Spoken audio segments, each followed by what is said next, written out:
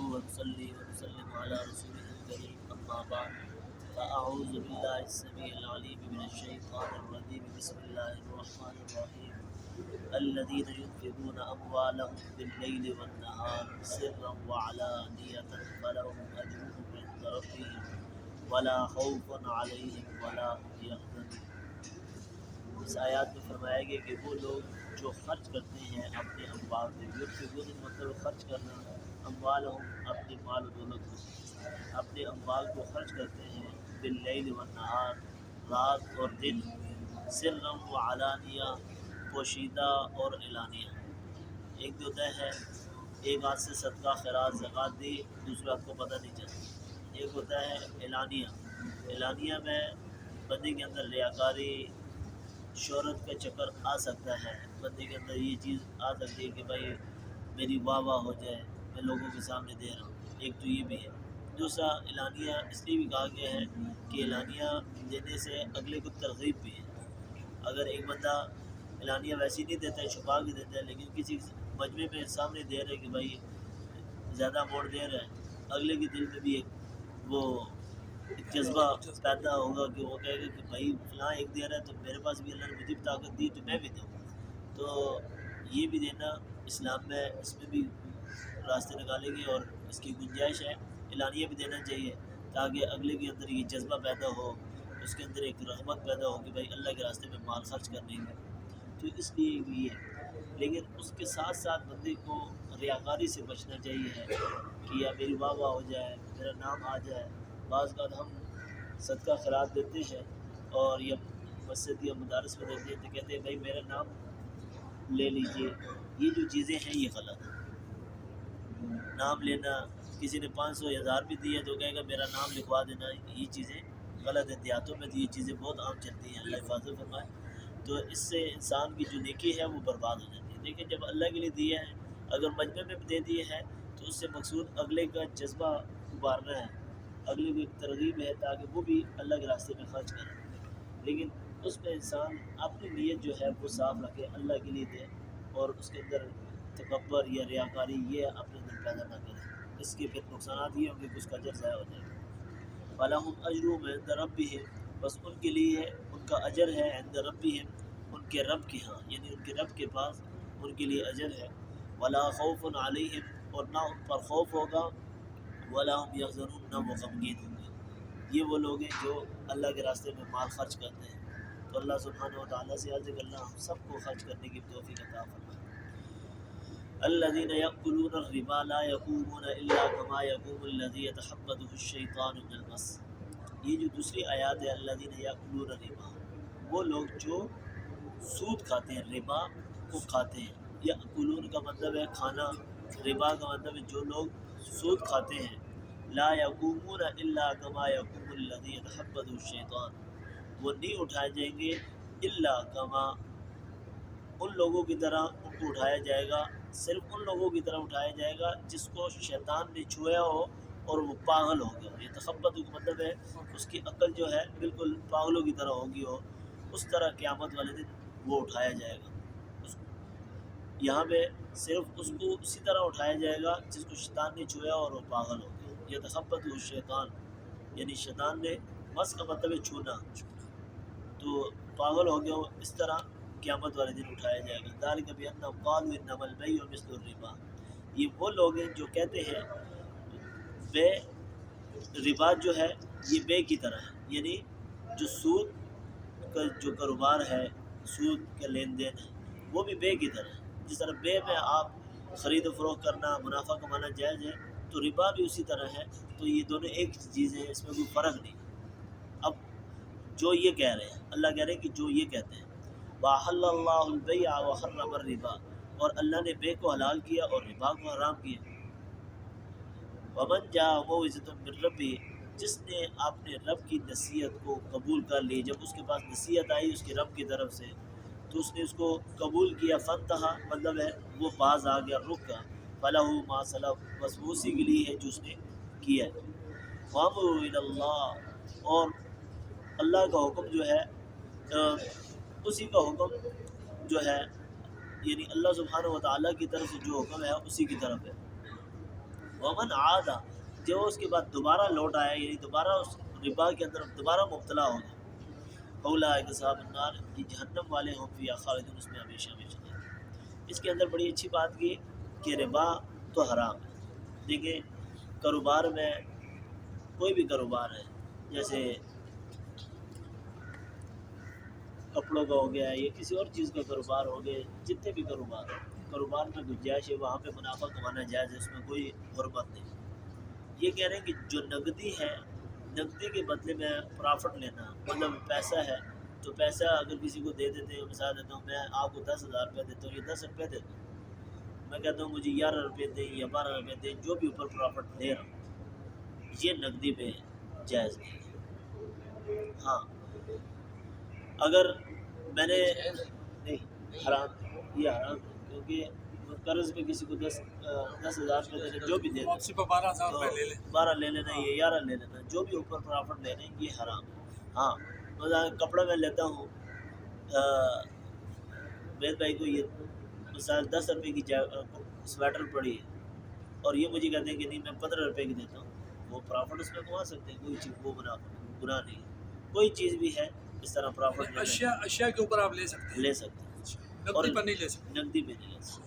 میں بتا دیتا ہوں میری بھی ویکنسی مطلب یہ پاکستانی ہے میں آپ کو 10 روپے دیتا ہوں اور 12 روپے لیتا ہوں یہ حرام ہے۔ اسی طرح جو اشیاء حدیث میں منع کی گئی جیسے گندم کے بدلے میں گندم اور نمک کے بدلے میں نمک کھجور کے بدلے میں کھجور مطلب یہ اس طرح کچھ اشیاء ہیں تو جو نقد کے بدلے میں مطلب ایک جیسی چیز ہے اور ان کو بروتری کر کے لینا تو یہ حرام میں آ جاتا ہے۔ اور جو لوگ کہتے ہیں کہ یہ بے کی طرح ہے مطلب جس طرح خرید و فروخت اسی طرح یہ بھی سود بھی ایک ہی جیسا ہے کہ اس میں فرق نہیں ہے تو وہ قیامت والے دن اللہ فرما رہے ہیں کہ ان کو عذاب دیا جائے گا اور جنہوں نے ایک جیسا قرار دیا۔ اور بعض اوقات یہ بھی ہوتا ہے کہ ہمیں ایک چیز سمجھ آ جاتی ہے کہ بھائی ہمیں ہماری دماغ اس کو کنسیپٹ نہیں کر رہا ہوتا ہے کہ بھائی سود حرام ہے اور ہمارا کہتا ہے کہ نہیں یار جس طرح خرید و فروخت میں جائز ہے اسی طرح سود بھی جائز ہے کوئی غلط نہیں ہے جو اگر ہمارا دماغ کر لیکن اللہ نے حرام کر دیا ہے اور اس کے باوجود اگر ہم یہ کام کرتے ہیں تو اپنے اوپر اللہ کے عذاب کو ڈال رہے ہیں اپنے آپ کو اللہ کے عذاب میں مبتلا کرنا چاہ رہے ہیں کوئی دوسری بات نہیں۔ دنیا میں اگر یہ ہم کھا رہے ہیں لیکن آخرت میں ہماری پکڑ ہوگی بعض کا دنیا میں بھی اللہ کے ایسے عذابات ہمارے اوپر آ جاتے ہیں۔ دوسرا یہ آیاتیں اس وقت نازل ہوئی نبی پاک صلی اللہ علیہ وسلم کے دور میں فرمایا کہ جس کو ان احکامات کے نزول سے پہلے اگر کسی نے خرید و فروخت کی مطلب پہلے زمانے میں یہ خرید و فروخت کرتے رہے تو ان کے لیے فرمایا گیا کہ ان کو جب ان آیات میں سود کی ممانت آ گئی ہے سود حرام ہو گیا اب ان جو پہلا ان کا لین دین ہوا ہے وہ تو ختم ہے اس کو لٹانے کی ضرورت نہیں ہے ایک آدمی نے سود میں جو معاملات کی اور آئندہ ان آیاتوں کے نزول کے بعد اگر کسی نے یہ کام کیا ہے تو اس کو لٹانا پڑے گا اور اگر کسی نے سود پر کسی کو پیسے دیے ہیں تو واپسی میں اس کو معاف کرنے پڑیں گے اور اس سے فائدہ نہیں اٹھانا پڑے گا یعنی نفع نہیں کمانا پڑے گا رقم ہے وہی لے لیں ہاں وہی لینی پڑے گا اگر وہ نفع کمائے گا تو وہ اسی زمرے میں آ جائے گا یعنی وہ بھی اللہ کے عذاب کا مستحق ہوگا اور قیامت میں اللہ کو اس کو عذاب دیا جائے گا۔ یہ جو شیئر وغیرہ کام ہو رہا ہے جی اسٹاک مارکیٹ میں جو شیئر وغیرہ حضرت یہ کرنسی مختلف ہے اب دیکھیں ڈالر ہے اب اس کا وہ پھر مختلف چیزیں آ جاتی ہیں اگر ایک جیسی کرنسی ہے تو اس میں اگر پرافٹ لے رہے تو غلط نہیں مثال کے طور پر میں یہ کہہ رہا ہوں کہ جو شیئر ہی لیتے ہیں جو کمپنیوں پہ کسی لوگ لیتے ہیں اسٹاک مارکیٹ میں کسی فیکٹری کا لے لیا کسی ٹیکسٹائل کا لے لیا کسی او جی ڈی سی پی پی آئل کمپنی کا لے لیا مگر وہ فزیکل تو ہوتا نہیں ان کے پاس وہ تو کاروبار میں کاغذ ہوتا ہے کاغذ ہوتا ہے بس لفظوں کا ہیر پھیر ہے آپ کا اندراج ہو جاتا ہے آپ نے اتنے شیئر اس کے لے لی وہ چاہے نیچے جائیں چاہے اوپر جائیں ایک دم نیچے چلے جاتے ہیں نقصان ہو جاتا ہے ایک دم اوپر بھی جا سکتے ہیں منافع بھی ہو سکتا ہے مگر یہ کہ وہ اوپر نیچے جاتے ہیں اس میں ہے پیسہ کچھ بھی نہیں پیسہ ڈالتے ہیں پہلے پیسے لیتے ہیں نا اس لیے کہ وہ اکاؤنٹ کھولتا ہے ایک جوا ہوتا ہے نا ایک طرح جوئے کی قسم صبح یہ ممانت جوئے کی قسم صوبے دی اس لیے اصل حقیقت ہے نا جیسے آپ پیسے لیتے ہیں گاڑی رکھ لی پیسے کے لیے گھر رکھ لیا پلاٹ رکھ لیا وہ تو ایک ایسا ڈالے ایک جگہ یہ کہہ رہے ہیں मगर ये तो ये इनके जिस कहने तरह का का- मतलब ये है ना कारी साहब, जैसे आमिर साहब ने बिजनेस शुरू किया जुबानी कलामी तो इन्होंने क्या कि भाई आप लोग मेरे साथ हिस्सा डाल दो, प्रॉफिट होगा तो उस हिस्से में से मैं आप लोगों को प्रॉफिट दूंगा, नुकसान होगा तो मैं आपसे पैसे लूँगा। दोनों दोनों उलमा हज़रात ने इसको जायज़ करार दिया, प्राइस बोर्ड को भी और इसमें नहीं प्राइस बोल सूद है उसमें सूद इंटरेस्ट है। अच्छा इसमें देखें ना, कोई भी कारोबार है अगर नहीं मिलता, सबको नहीं मिलता, किसी की लाट जो भी वो है उसमें कहते हैं वो नामी है ना सर। कारोबार के बारे में असल जो इनका मतलब वो कारोबार कारोबार उलमा है, ये कारोबार कहते में हैं हिस्सा है कि बस। जब तक आपको अगले कारोबार की जांच पड़ताल ना हो कि इसका क्या काम है और किस जान मसला पड़ताल है ना, जान जाए है, जैसे तो फिर तो ठीक है। जान पड़ताल है। दूसरा साथी इसमें कैश इन्वॉल्व नहीं है। कैश तीसरी बात यह है कि इसमें नफ़ा और नुकसान दोनों चीज़ें इन्वॉल्व हैं। दोनों हाँ, चीज़ें हाँ, हैं। आपको नफ़ा भी हो सकता है, नुकसान भी हो सकता है। ऐसा नहीं है कि आपको फायदा ही फायदा हो। असल बात इनकी ये आमिर साहब की ये बात ठीक है कि नुकसान भी शामिल है, जायज़ है ना। फिर तो कोई मसला मगर कैश देते ना नहीं, वो तो मुनाफे की सूरत में देते हैं ना, उस कारोबार में मुनाफा हो गया तो आपको पैसे दे देंगे। हाँ, आपने 10,000 दिया था, मुनाफा हुआ 5,000 तो आपको 15,000 रुपये मिल जाएगा। अगर नुकसान होगा तो 5 भी नहीं 10 भी नहीं असल मिल तो ये रहे। है ना, मोडेलिटीज उसकी ये है। देखिए अगर कारोबार में लगा रहे हैं ना, मिसाल देता हूँ, एक आदमी ने लाख दिया, 2 लाख रुपए दिए, कारोबार 2 बंदों का या 3 बंदों का या 10 ये बंदे वही का चीज़ है। नहीं उसमें फिर ये लोग ना आगे बाद कंपनियां होती है उन्होंने आगे सूद पे बैंकों से उठाया होता है। ये गलत है। वो उन्होंने पहले ही कह दिया ना, पहले आपको उस कारोबार का पता होना चाहिए तहकीक कि ये कहाँ से पैसा आएगा, इसने लगाया किसी किधर भी है। आलिम के पास जाएंगे वो कहेगा कारोबार का आपको पता होना चाहिए, नोयत, इसका कारोबार नफा की नुकसान नोयत का का पता बराबर होना होना चाहिए और उन्होंने उस कंपनी ने आगे सूद पे दूसरे उठाया होता है। हाँ, हाँ, ये चीज़ सारी मालूमात देखनी पड़ेगी। अगर ये है तो फिर तो आपको इज्तनाब देखिए, जैसे मौजूदा हालात हैं, पूरा मुल्क IMF को मकरूज है। आप भी, मैं भी, ये भी, हर ठीक है। अगर वो बात तो बजाय वो तो देखें, गवर्नमेंट ने लिया ना देखिए हमने तो नहीं लिया। हमारे ऊपर भी देखिए टैक्स तो उन्होंने हमारे ऊपर ही डालने हैं, सारी चीज़ें हमारे ऊपर ही डालनी है।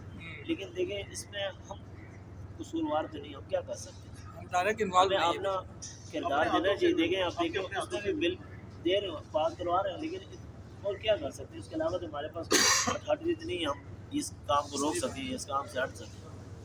वो तो जो हमारे बस में है हाँ, हमें हमारे अपने उसको हाथ से सीधा निकाल। करना चाहिए। स्टॉक शेयर मेरी भी थोड़ी सोच जो है ना वो आराम है। कितने और कारोबार है और नफ़ा नुकसान आप है ना बिल्कुल क्लियर करना है। देखिए वहाँ जो पर यही आप आता है जिसमें नफ़ा नुकसान आपका है ना, ये होता है ना कि अगर आपको पैसे के बदले में आपको एक कर्ज दिया है, ये एक तो होता है कारोबार पे लगाए आपने, कारोबार में आपके सारे पैसे डूब सकते हैं, सारे पैसे मिल भी सकते हैं और नफ़ा तो है। और अगर आपने नुकसान पर लगा दिए, मतलब एक कारोबार में लगाए और सारा नुकसान हो गया है और आप कहते हैं कि नहीं मुझे अभी भी चाहिए, तो उस पर बात बनती है कि यार वहाँ किधर से देंगे एक बंदे की जब कारोबार ही डूब गया। और जो कर्ज की शक्ल में आता है, मिसाल देता हूँ, मैं इनसे 10,000 रुपये ले लेता हूँ और वापसी में मुझसे मुतालबा करते हैं, कोई कारोबार नहीं, वैसे ही मांगे मैंने लिए इनसे, मुझे कहते हैं भाई आप 12 दें 15 दें। अब ये जो बरोदरी का मुतालबा कर रहे हैं ये गलत है। हाँ, ज़्यादा है। 10,000 की रकम इनको हक है कि वो मुझसे लें, उसके अलावा असल रकम से ज़्यादा हो गया तो वो सूद बन गया। या वो दोनों इत्तेफाक दोनों का इत्तेफाक होकर मैं उसका मुनाफा होगा तो मैं आपको मेरे शेयर देता हूँ, ये भी होता है।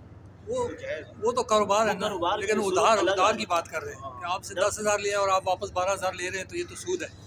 वो ये कह रहे नकदी पे कहते हैं कि अगर किसी नकदी दी है तो नकदी पे प्रॉफिट कमाना वो ठीक नहीं। हाँ, नकदी एक होता है कारोबार में इन्वेस्टमेंट, तो वो अलग सीधा मतलब जिस बंदे को दिए कि आप ये कारोबार करें, जिस किसी का मुनाफा हो तो मुझे दे देना, हाँ। ना हो तो ना दे। इतने परसेंट मुझे दे दें। हिसाब बैंकारी करते हैं। बिल्कुल।